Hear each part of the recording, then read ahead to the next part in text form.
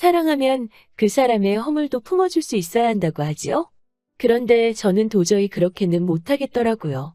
남편 면상에다가 삶은국수 집어던지고 이혼했어요. 저는 아들 하나 키우는 30대 주부예요. 남편과는 소개팅으로 만났어요. 연애할 때는 별 문제 없이 잘 만났지요. 다른 연인들처럼 작은 일로 다투고 토라지는 일들이 있기는 했지만 그래도 서로 맞춰가고 알아가는 과정이라고 생각했지요. 다만 식사할 때 참 잘 먹더라고요. 그래서 저는 그저 먹성 좋은 남자라고만 생각했지 이렇게 개념 없는 남자인 줄은 몰랐어요. 연애할 때도 둘이서 식당에 가면 기본으로 4인분을 시켜서 먹었는데 그때는 콩깍지 때문인지 아니면 제가 제 손으로 힘들게 한 음식이 아니라서 그랬는지 그저 참 잘 먹는다, 복스럽게 먹는다 라고만 생각했어요. 그런데 결혼하고서 그 꼬라지를 매일매일 가까이서 보니까 정말 못 봐주겠어요. 진짜 이런 이유로 이혼을 하나 싶으실 수도 있는데 하게 되더라고요. 제가 첫째를 임신했을 때였어요. 제가 임신한 이후 입덧이 심해서 많이 먹지를 못했어요. 하루 종일 사과 반쪽만 먹기도 하고 맑은 육수에 소면만 말아서 조금 먹기도 하고 그러자 남편은 또 본색을 드러내더라고요. 저는 매일매일 변기를 붙잡고 사는데 남편은 저 먹으라고 들어온 고기에 사골에 과일까지 아주 싹 쓸어 먹더라고요. 물론 버리느니 남편이 먹는 게 좋지요.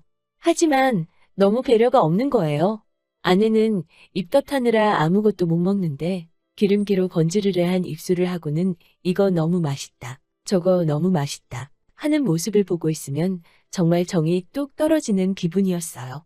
진짜 솔직히 돼지 새끼야 그만 처먹어 소리가 목젖까지 올라왔지만 하지만 혹시나 아이한테 안 좋은 영향을 끼칠까봐 최대한 못 본 척하고 큰 소리 내지 않았어요. 정말 울컥하는 마음이었지만 참고 또 참았지요. 그런데 임신 15주가 지나자 입덧이 점점 사라지고 이것저것 많이 땡기더라고요. 그래서인지 그 비린 붕어죽도 잉어탕도 먹게 되고 사골하고 고기도 정말 맛있고 덕분에 몸무게도 좀 늘고 건강해졌지요. 그런데 제가 이렇게 잘 먹는 게 남편은 꼴보기가 싫었나 봐요. 제가 고수하고 생강을 못 먹거든요. 그걸 뻔히 아는 사람이 냉장고에 있는 국이랑 탕에 고수랑 생강을 잔뜩 넣어 놓는 거예요. 자기는 요즘 그렇게 먹는 게 입맛에 맞다면서 말이죠. 게다가 아침에 일어나면 냉장고에 있어야 할 음식들이 사라지고 없는 경우가 허다했어요. 분명히 어젯밤까지 있었던 과일들이나 빵들이요. 어디 갔냐고 물어보면 실실 해죽거리면서 나는 모르겠는데? 라고 시치미를 떼는데 본인은 귀여워 보일 거라고 생각했는지 무슨 생각이었는지 모르겠지만 진짜 그럴 때마다 한 대 패주고 싶은 마음이 굴뚝 같았지요. 그리곤 한 번은 명절 당일이 되었는데도 영 몸이 안 좋아서 친정도 갈 수가 없겠더라고요. 어쩔 수 없이 집에서 쉬고 있었지요. 전날 시댁에 내려간 남편은 명절 당일날 오후에 집에 돌아왔어요. 하루 종일 혼자서 누워만 있다 보니 힘도 없고 귀찮기도 해서 계속 굶었거든요. 그랬더니 어느 순간 허기가 몰려오더라고요. 아픈 몸을 이끌고 부엌에 가니 밥도 없고 라면도 없고 명절 당일이라 뭘 시켜 먹을 수도 없어서 우선 쌀을 씻어 밥통에 넣었어요. 밥이 되기를 기다리는데 일단 한 번 배가 고프다는 걸 느끼고 나니까 공복감이 급격히 커져서 저도 모르게 배고프다라는 말이 저절로 나오더라고요. 그때 마침 남편이 현관으로 들어오더라고요. 보통 명절에 시댁이나 친정 다녀오면 어른들이 음식을 좀 챙겨주시잖아요. 그래서 음식 좀 싸왔냐고 하니까 없다고 하더라고요. 귀찮아서 안 들고 왔다면서요. 자기 차 끌고 갔으면서 집에 혼자 앓고 있는 제 생각 좀 해서 싸우지 싶었으나 그냥 말해 뭐하나 싶어서 아무 말 안 했어요. 그런데 남편이 갑자기 차에 두고 온 게 있다면서 얼른 갔다 온다고 하더니 20여 분이 지났는데도 안 들어오는 거예요. 차에 두고 온 거를 가지러 간다고 나간 사람이 왜 이 시간이 돼도 안 들어오나 싶어서 제가 내려가 봤지요. 저희는 빌라에 살아서 주차장이 손바닥만 하거든요.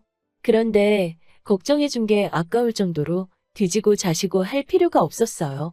1층에 내려가니 남편이 주차장 차 주차해 놓은 곳에 쪼그려 앉아서 뭘 하고 있는 것 같더라고요.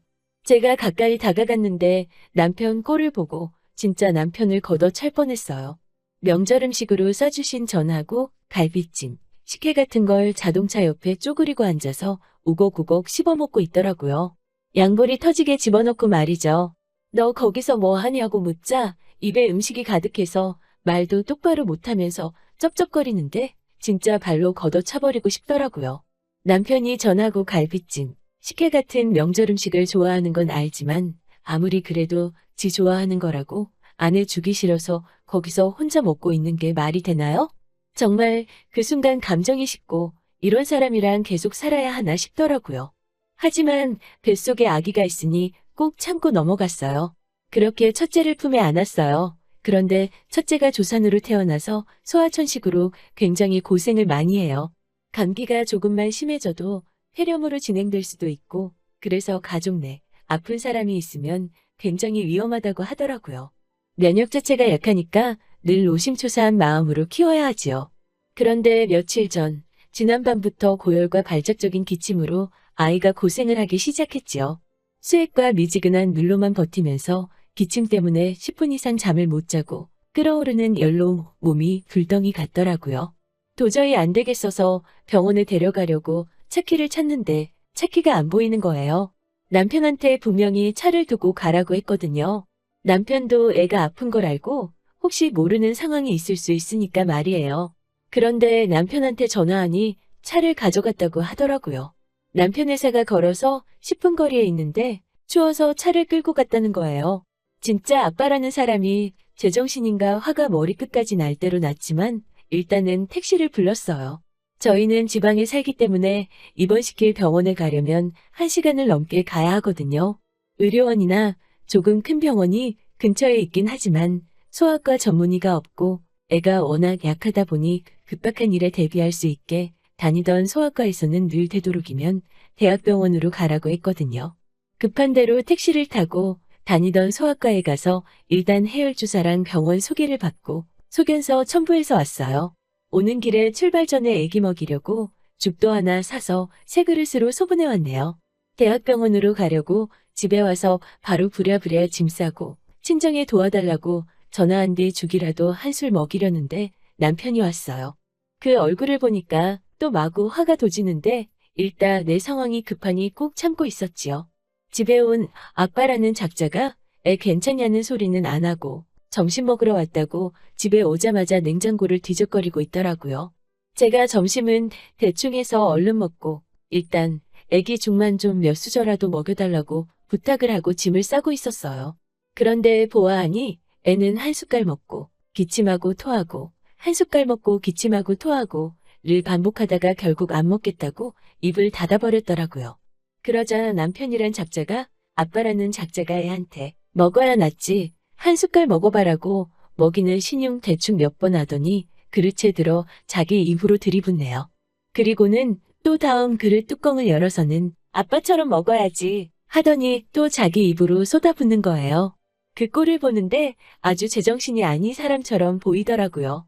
다른 것도 아니고 애가 아픈데 어떻게 될지 모르는데 지 춥다고 차를 끌고 간 것도 부족해서 애가 지금 먹지도 못하고 있는데 그걸 애 앞에서 뺏어 먹는 게 이해가 되세요?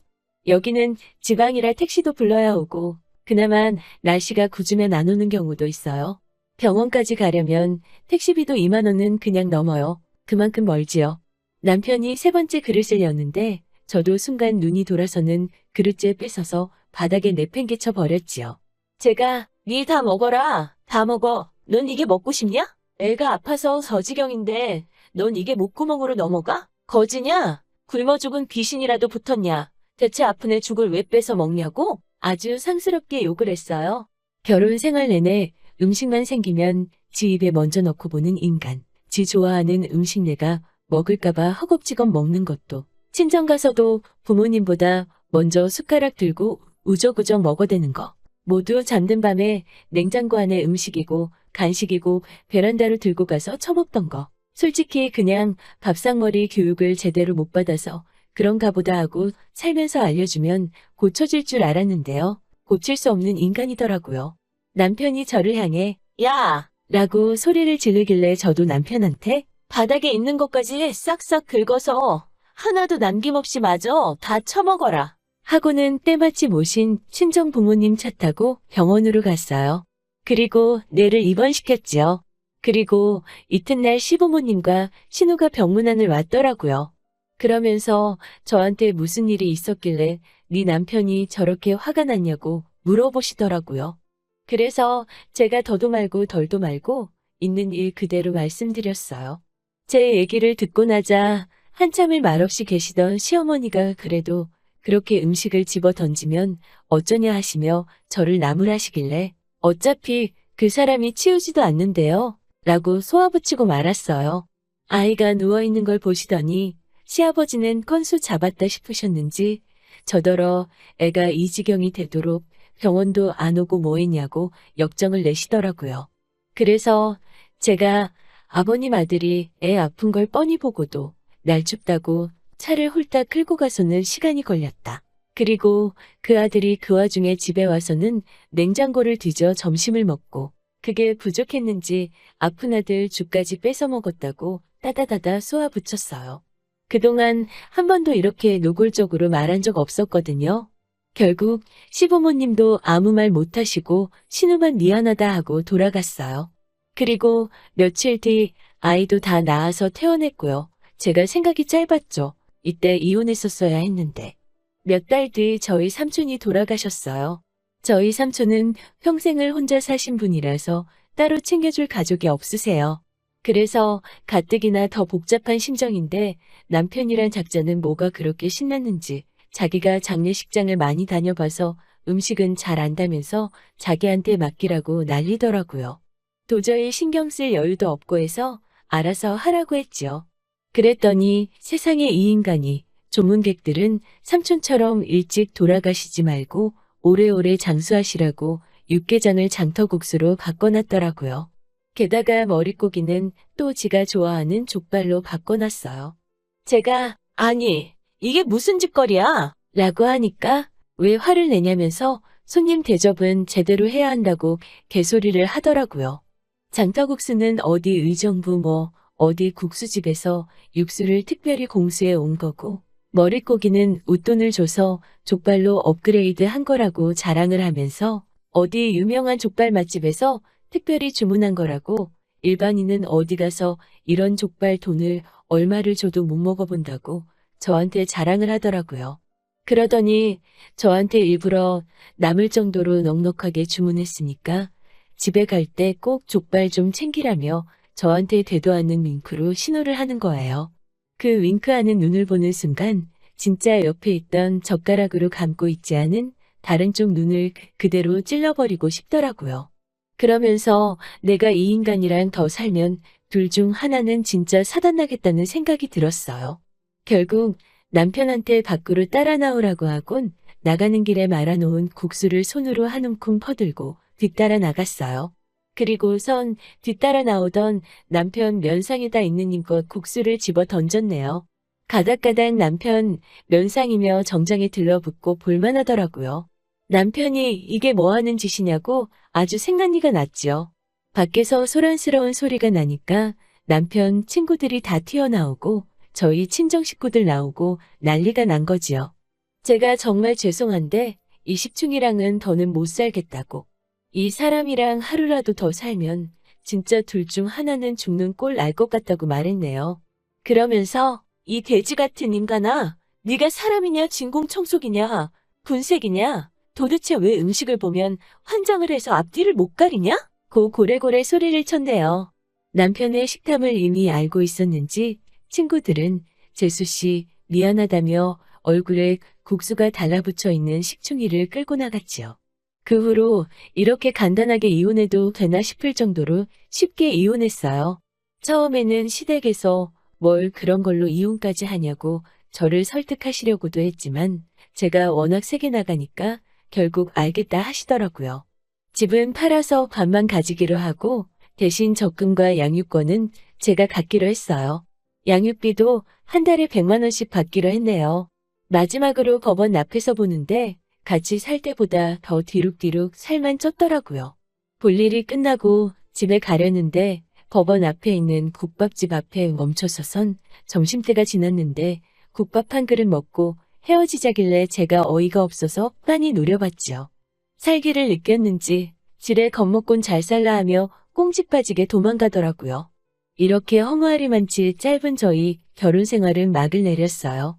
못 믿는 분도 계실 거고 설마 사람이 저럴 수가 있나 하실 수도 있는데 사람이라 가능한 일 아니었을까 싶어요. 돼지도 아픈 지 새끼 앞에서 사료를 뺏어 먹진 않을 것 같네요. 식탐이라는 게 뭐 다들 다른 이유에서 갖게 되는 병일 수도 있지만 저는 기본적으로 상대에 대한 예의나 배려가 부족하기 때문이라고 생각해요. 들어주셔서 감사하고요. 좋은 하루 되시고요. 맛있는 음식 소중한 분들과 꼭 나눠 드시고요.